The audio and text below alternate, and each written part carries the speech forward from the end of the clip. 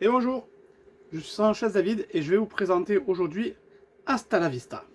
Hasta la Vista est un jeu pour deux joueurs, où les deux joueurs vont tout simplement s'affronter à coups de coups improbables. Voici la configuration de départ pour le commencement.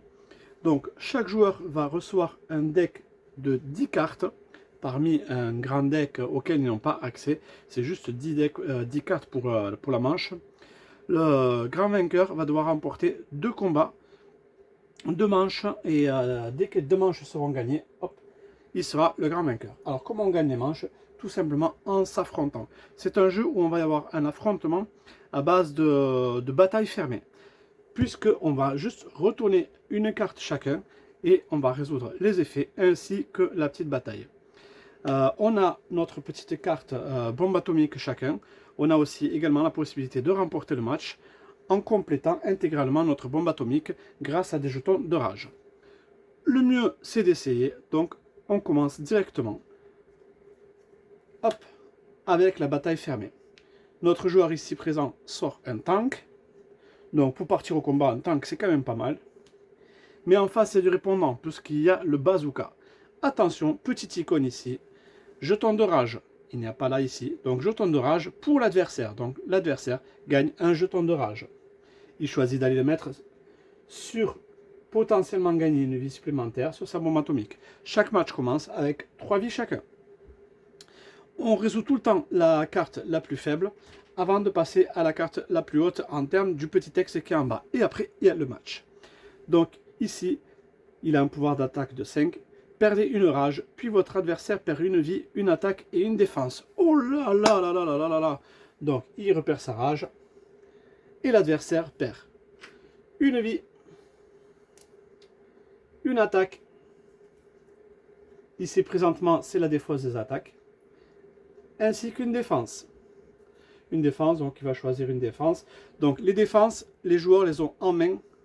Face visible. C'est la seule chose qu'ils peuvent gérer, savoir à quel moment ils vont faire intervenir leur défense. Ça, c'est dans la main du joueur. Eux, ils peuvent le voir et personne d'autre peut le voir. Par contre, les pioches attaques, elles sont face cachée.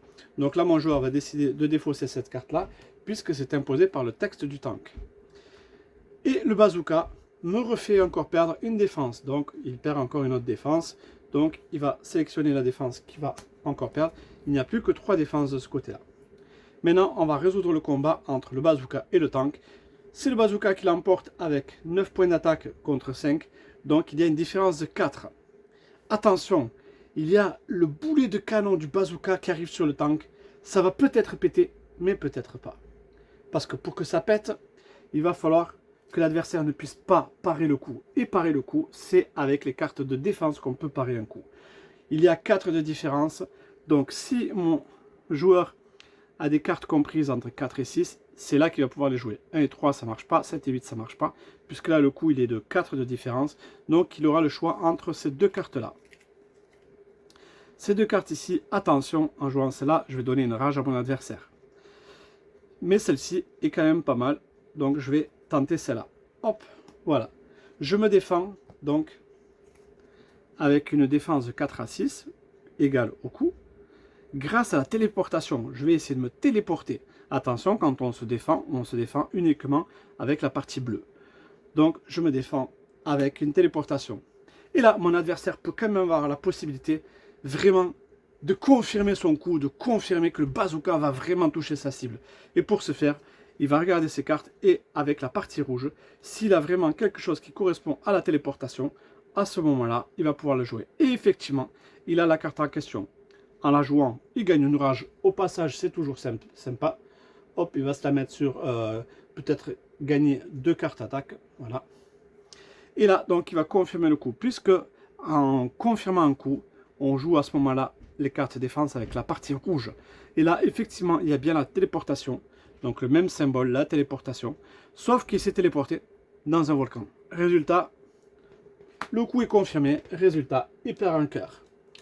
On défausse les cartes d'attaque et la bataille fermée reprend.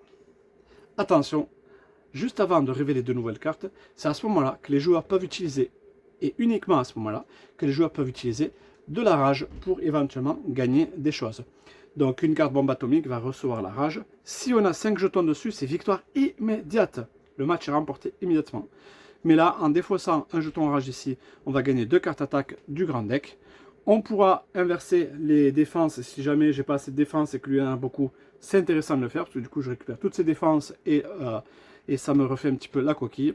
Là je gagne 2 défenses, là je vais pouvoir me défendre avec la carte de mon choix. Du coup, exit l'histoire des valeurs de défense. Là je vais pouvoir me défendre uniquement une seule fois avec la défense de mon choix. Et lors du prochain combat. Et là je peux gagner un cœur. On n'en est pas là puisque c'est l'heure de la deuxième salve du match. C'est la carte la plus basse, donc elle résout son effet en premier. Attention, toujours pareil, dès qu'il y a le symbole rage, on applique la rage. Donc mon adversaire va gagner une rage. Il va la mettre ici. Donc prenez le jeton plus 1 en cas d'égalité. Ce qui veut dire qu'en cas d'égalité, s'il y a 8 contre 8, ce joueur-là aura plus 1. Ce n'est pas le cas ici, puisque lui il doit défausser l'attaque sur votre deck. Donc il perd une attaque. Mais il fait quand même un coup de Kamehameha. Attention, cette carte-là avait un symbole là, mais elle n'est pas en jeu puisqu'elle est défaussée. Donc le symbole de rage ne s'applique pas. Là, le Kamehameha contre le chronomancien, le maître du temps. Il va essayer de modifier le temps, de l'impacter de manière à pouvoir faire perdre l'équilibre et la tête à l'adversaire. Mais le Kamehameha, il est bien trop fort. 10 contre 8, ça fait une attaque de 2. L'attaque de 2, elle est parable, puisque avec une planque souterraine, hop, mon joueur peut se faufiler et aller se cacher. Alors, est-ce qu'on a quelque chose pour confirmer un coup en cas de planque souterraine? Non, il n'y a rien pour confirmer. Ça veut dire que mon joueur a réussi à aller se planquer et l'attaque a échoué. Le Kamehameha est passé par-dessus la planque souterraine. On continue sur cette lancée. Ah, un nouveau bazooka. Un nouveau bazooka qui va donner, hop, une rage.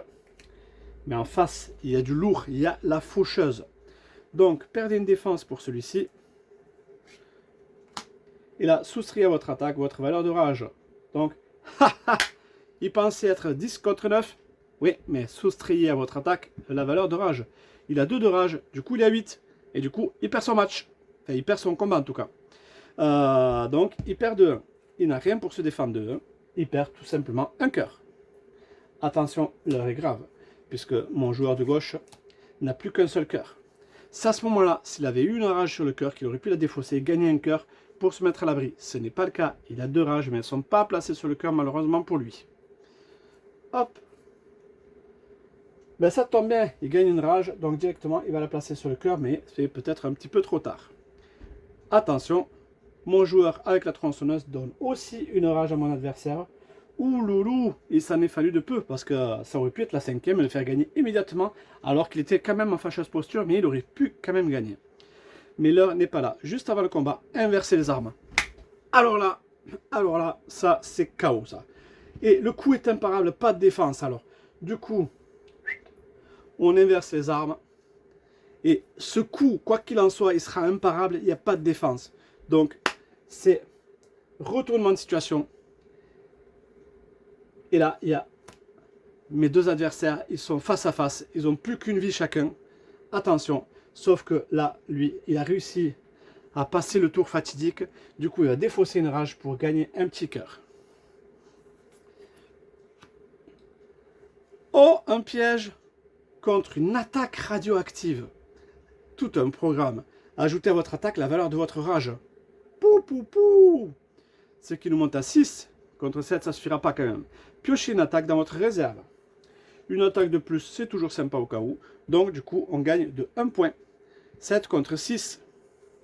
Allez, 7 contre 6. Il n'y a toujours pas la possibilité de se défendre, puisqu'il a une carte qui défend entre 7 et 8.